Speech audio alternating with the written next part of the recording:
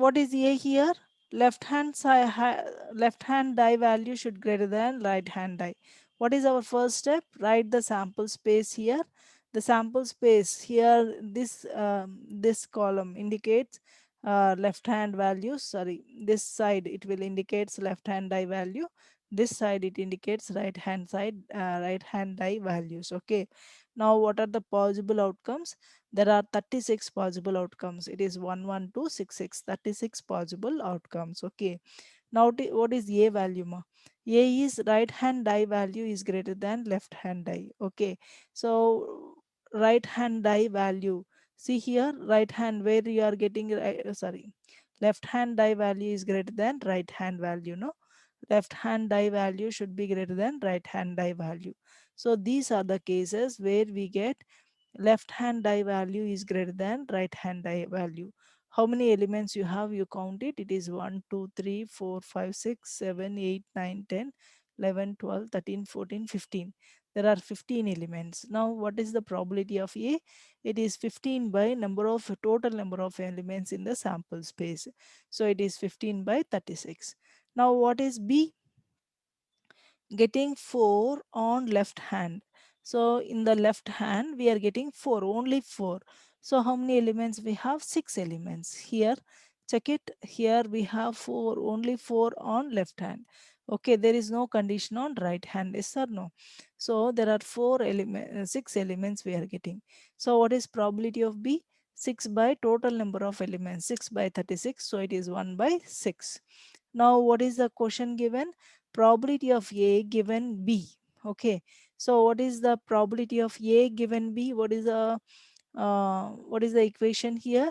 It is probability of A intersection B divided by probability of B. Yes or no? So what is intersection? Probability of A intersection B. Now if you find out intersection of A and B, so this is the intersection part. Okay, how many elements you have? There are only 3 elements between intersection between A and B. Okay, so what is probability of A intersection B? It is 3 by 36. What is probability of B? It is 6 by 36. So it is equal to what? 1 by 2. Similarly, what is probability of B given A? What is probability of B given A? The question is given like this here. The probability of A intersection B divided by probability of A. Okay. Now what is probability of A intersection B? Is equal to 3 by 36. What is probability of A is 15 by 36. Okay. So it is equal to 3 by 15. That is equal to 1 by 5. Okay. Now from the conditional probability, we can extend the conditional probability and we can obtain what is the multiplication law of probability. Okay. So it is given like this. Probability of A given B is given as what? Probability of A intersection B divided by probability of B. Now from this equation, we can write what is probability of A intersection B. Probability of A intersection B will be equal to what? Probability of A given B into probability of B, no? Probability of A intersection B is equal to probability of B into probability of A given B. Similarly, probability of B given A, what is the formula? Probability of A intersection B divided by probability of A. From this, what is probability of A intersection B?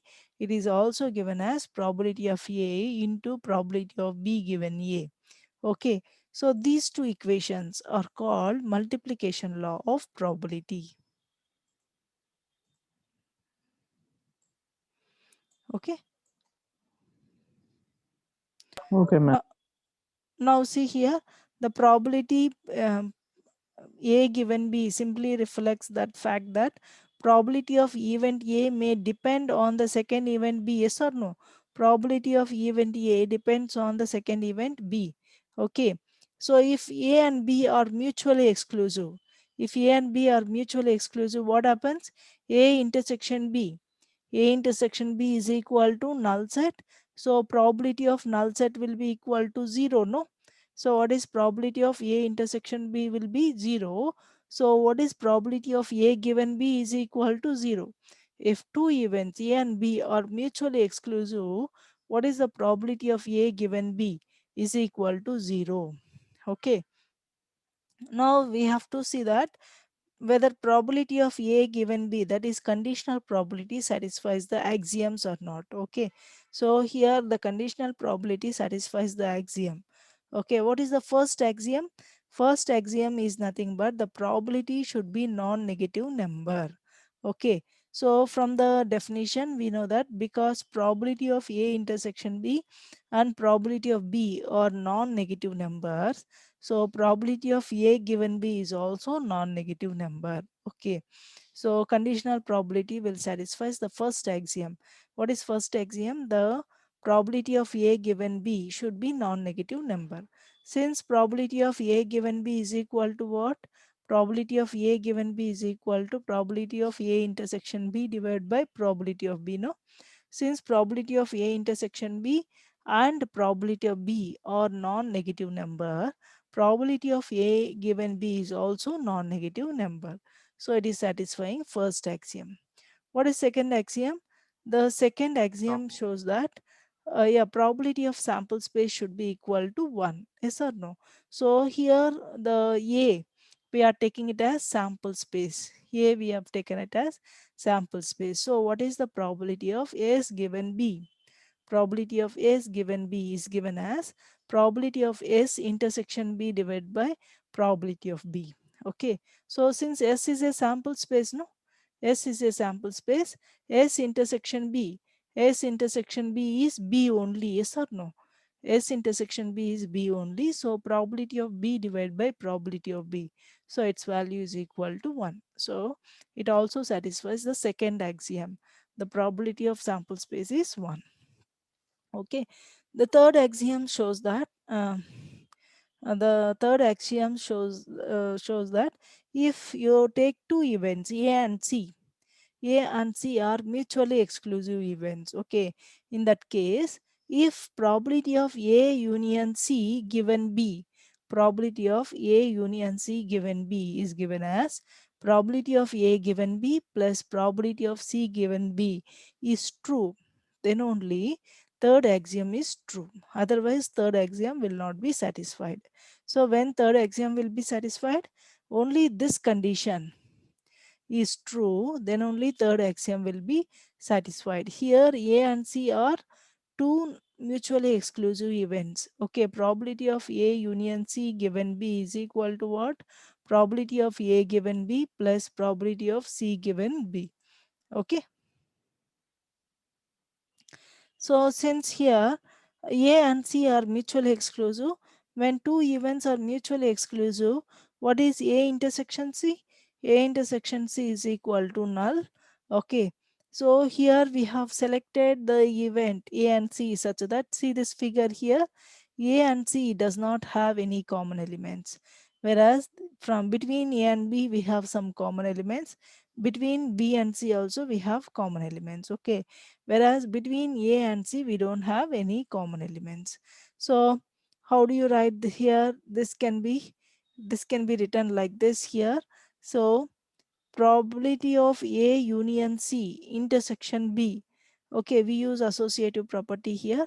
A union C intersection B can be written as A intersection B union C intersection B. See here, A intersection B union C intersection B. Okay, since these are mutually exclusive, so we use third axiom. Okay, probability of two mutually exclusive events, union of two mutually exclusive events will be equal to sum of the probabilities of individual event. So it is probability of A intersection B plus probability of C intersection B. Okay, now we are finding what is probability of A union C given B. Okay, now what is the formula here? What is the formula? You take this complete as one element. For example, D. Okay, probability of D given B. What is the formula? Probability of D intersection B divided by probability of B. Yes or no? Whereas in the place of D, what you have? A union C. Okay. So just now we have discussed that probability of A union C intersection B. A union C intersection B can be written as probability of A intersection B plus probability of C intersection B. Okay. So this numerator can be written as probability of A intersection B plus probability of C intersection B divided by probability of B. Now we write it separately. These terms we will be writing separately. Now what is probability of A intersection B divided by probability of B is nothing but probability of A given B, whereas probability of C intersection B divided by probability of B is probability of C given B. So it is also satisfying the third axiom.